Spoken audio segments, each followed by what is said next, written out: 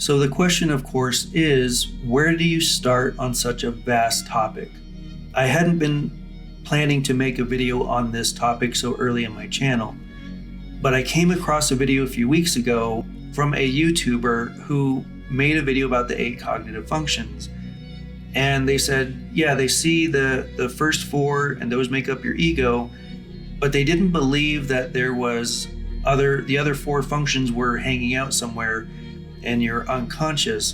And they said the reason why they believe this is because they didn't see a reason why they would be. That they believe that your first 4 functions do everything anyway, so why would you even need those? Why would they exist? And I thought, of course, this is a great way to start the conversation. It's a great question. When you're trying to think through this yourself, of course, the first question is, why would they exist in an unconscious state? What's the reasoning for why that would exist? So let's go ahead and let's start there.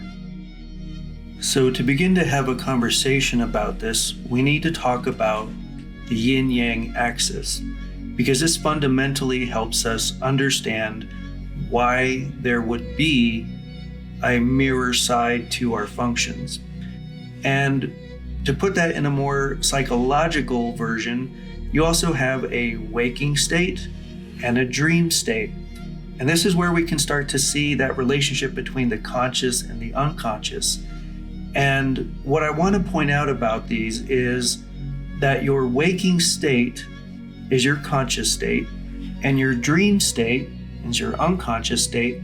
But I want to point out and highlight here is that these two things work together. They are always conscious of each other, and they are moving in and out of each other, right? They work in that yin yang. And so you will be conscious, you'll be awake, but you can go into a dream state. Those dreams can come from the unconscious, and you can sit there, have daydreams and visions, have ideas about things, and you can be so lost into there that you actually lose that waking state.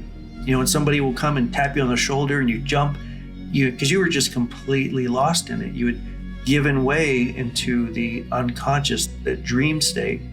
And you can also have the opposite, where in your dream state, the conscious world, the waking world comes into there, where you're having a dream and the person is sitting there calling your name again and again over again. Then you wake up and somebody's been calling you. And so you have the waking world come into the dreaming world too. And not only that, but they are speaking to each other.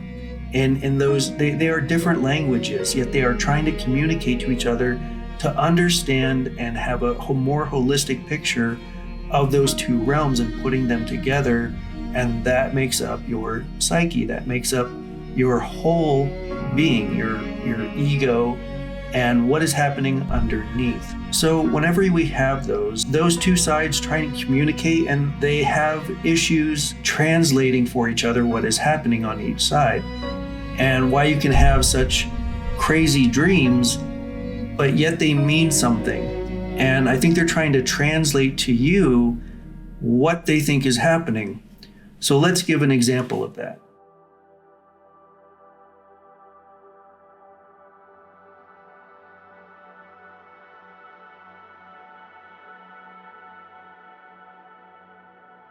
So let's say that you're in a bad relationship in your waking state, right? You're in a bad relationship, you're not happy, you want to get out. In your dream state, let's say now you have a dream where you are in a house that catches fire, begins to burn around you, and you wake up and you tell somebody, you go, I had this dream last night where I was in my house and it caught on fire and it started burning all around me. But you know what? I just sat there. I didn't move. And I just decided I didn't want to leave. I just wanted to sit there and let it burn. And, the person says, oh, wow, that's a crazy dream. And this was something really big that Carl Jung, Freud, who would kind of try and look at those and go, how does that relate to the real world? What is your unconscious trying to tell you? So I'm sure the unconscious is getting this communication from your waking world and going, this is very confusing. You are unhappy. You don't want to be in this relationship, yet you stay. And so whenever your unconscious, your dream state tries to communicate that back to you, it's like, I don't know, you're kind of just in this burning house and you don't want to leave. So that's what you get back from your unconscious. And, if you look at that, if you really analyze that, you might go, you know what? I think I'm unhappy in my relationship. So you have communication going on both ways, but it's fuzzy. It's hard to see. And sometimes, yes, you need somebody else who can go, I think this is what it's trying to tell you. And sometimes it comes through in such abstract way for us that we have to have somebody else help see what our mind is trying to tell us, trying to show us. So that is one way, one yin yang, where again, the communication is happening both ways. It is happening both ways. So they're not separate, right? They work together, just like the left and the right hemisphere of the brain.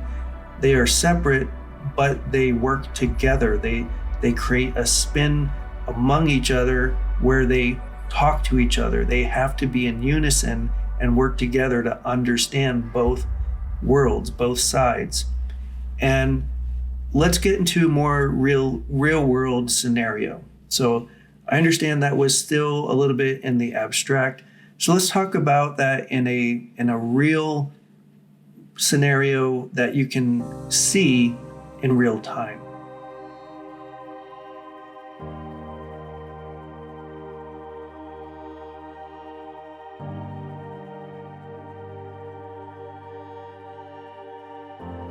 A real world version of that would be body language. So a lot of people use body language, and you use it all the time. You use it unconsciously to see what other people are trying to tell you, because there are two different things going on, two different ways of communicating that you are witnessing. And so you do this all the time, and you already know body language. You can learn it more specifically, but you already know it. And so somebody might come to work and you might say, hey, how was your weekend? They say, oh, it was fine. It was okay. And obviously you hear it in their voice. You see it in the way that they're carrying themselves. They don't seem happy. And so that might lead you to ask, if you're a friend or a buddy, and go, are you sure? Was everything fine? Nothing happened? And they're putting that out there in a way. They're putting that out there. Their body is putting that out there, saying I need help. I'm not feeling well. I'm not doing well. And so their body can't express what is, it cannot express something that is different from what is happening internally. Those are connected. That's what the study of body language is. And you see this all the time. And so if somebody's, happy, their body language matches that. It's picked up. They're smiling. It's in their eyes. And of course, this comes through in lying, which is very big on what a lot of people use body language for, is to find out when there's a miscommunication. Sometimes that extreme is a lie. And you'll see this, and you can watch many different clips of people looking at body language, where again, the body is not separate from the psyche. It is connected. And so whenever somebody tells a lie, and you have these body language experts viewing them, you'll see where they say, watch this person, did you do this bad thing? And they'll say, no, I didn't do that. And you're like, why are you shaking your head yes while saying no? A lot of things where they are connected. Your inner self, that psyche, is connected to the outer world. They are not separate, and they coexist. And there's a yin-yang relationship between those two. And that's what we're saying. I suppose that's what I'm saying, because I'm the one that's putting how I see things as far as this topic is concerned.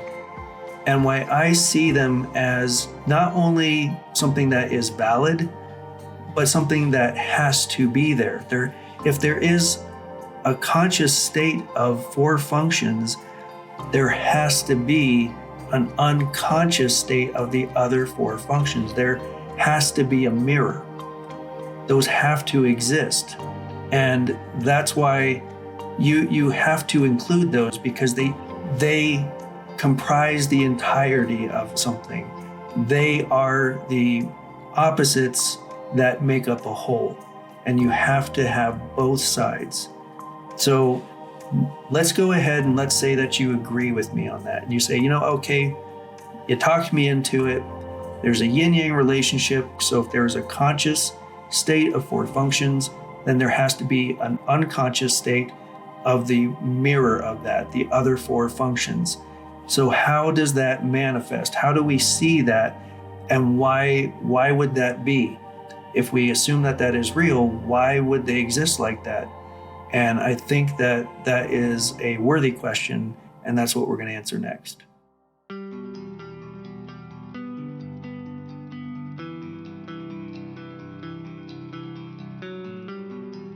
So to answer the question of why would they need to be in this unconscious state, these mirror functions, we can just go into basic psychology, and that is repression. And so to make up your type, for you to be your type, you must repress the other cognitive functions. That is what makes your type. So if you are an FE lead, if you are extroverted feeling, and your main preference is to see the information and interact with the information of the feeling of everyone and everything around you, and that is the way that you believe that you should be, that you should focus on, that other people should also focus on, and you say this is true, then what do you have to do to believe that? You have to suppress, you have to repress and push down the opposite of that. So you have to repress introverted feeling. You have to repress your own feelings, because if you didn't, then you would never be able to come to a conclusion of one side or the other. So if you say, I can see how the feelings of others, how if I do this, that would cause a problem. So I'm going to repress my own feelings and what I believe, because I don't want to upset the harmony of others. And so you have to automatically repress that, because if you didn't, then you would just be stuck in this limbo of, well, I can see why, that might upset them, but you know what? I feel really strongly about this, so I'm not going to go along with that. But on the other hand, I can see their point and why that would be, the right thing to do, and that's fair. But you know what? I don't feel like that's fair. And you would just be in this weird circle where you would never be able to make a decision one way or another. And so you have to automatically repress the other information. You have to say, I'm not going to look at my own feelings. I'm not going to consider those as a higher priority.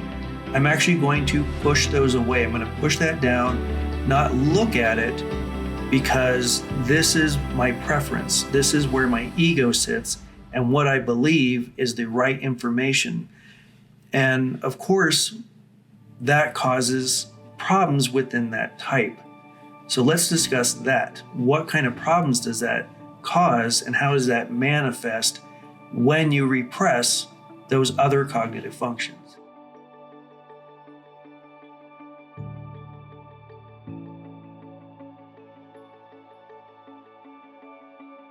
So if you are an FE lead and you're constantly going and repressing your FI and putting that into your unconscious, saying, I don't need to look at that, that's not really that important, and I'm going to make sure that everything else and everybody else is taken care of. And that doesn't mean that you aren't still collecting that information. That doesn't mean that you don't have your own feelings. You don't have your own wants and your own desires. It's that you simply put them aside and you push them down and say those aren't as important as this, as the FE.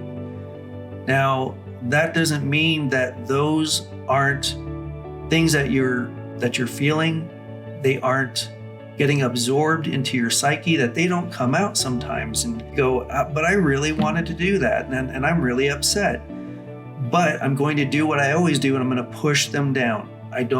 That's not the right thing to do. And that's one of the things Carl Jung talked about, is that pushing down those feelings, having them repressed, that there's almost a feeling of disgust when looking at them, when considering them. So that person who's putting aside that FI, when they see other people using their FI, there may be a feeling of disgust and going, that's so wrong. To sit there and put your own wants and desires above other people, that's wrong. And you know what? Whenever I get the feeling that I want to use my FI, I have my own disgust at myself and go, that's so wrong. I shouldn't think like that. That's the wrong thing to do, because that goes against our ego and the information that we have determined is the truth.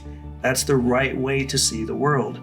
So they even see their own FI and go, oh, that's what a terrible thing. What a terrible thing to do, that I even thought that. And again, they'll see others who do use that and say, you're wrong. I'm kind of disgusted by the way that you act, that you don't see the FE.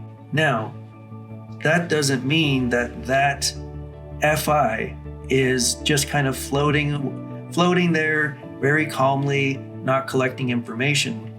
The more that they repress it and they go, you know what, I'm not going to say anything, I don't want to upset people, and they keep repressing that doesn't mean that FI information isn't building up. Of course it is. Of course they have that. And if there's something important enough, a belief that they have, a want or a desire, it keeps building up. And maybe even to them, maybe they don't see that unconscious function building up.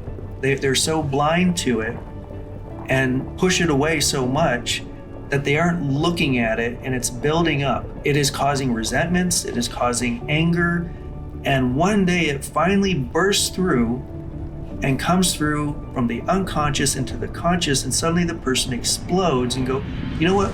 Maybe I want to do the things I want to do. Maybe I don't want to do that. Maybe you should do what I want to do sometimes.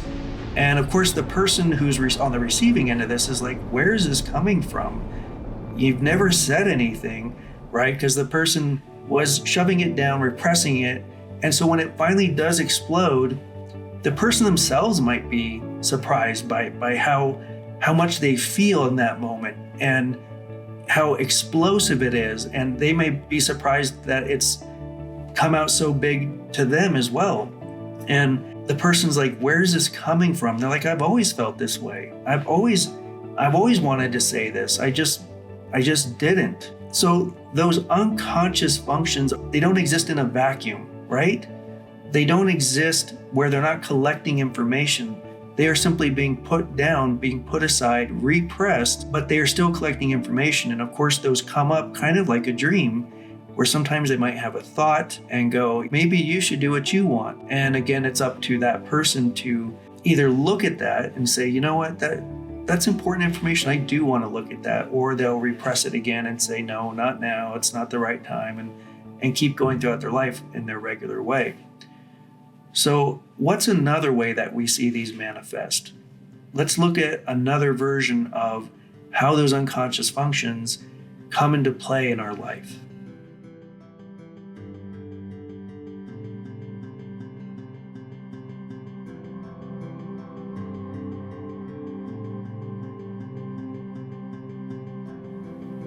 Because those functions, those mirror functions, are in our unconscious, we have a difficult time seeing them. We have a difficult time wanting to look at them, but they are affecting us all the time. And what we need is for somebody else, and sometimes that can be people with the opposite functions, who help us see that information that we are not seeing. This person can come and point out maybe where you aren't using logic, like, hey, did you think about this? And help you see the other information that you're missing. That's what our friends are for. It's what our family's for. That's what our really good friends and family are for, who are willing to point those out to us and say, I think you're missing this information. Do you not see how they might have felt? Do you not see how you came across? And they help you be able to see that information that you're not willing to look at. That is what they are for. That is what all the different types are for in a tribe, is to help each other see the missing information. They can come to you and point those out and help you bring that out, help you see that information that you've been repressing it, devaluing it, pushing it away, and you literally have not thought of that, or at least it hasn't come to your consciousness, or you've waved it off if it has.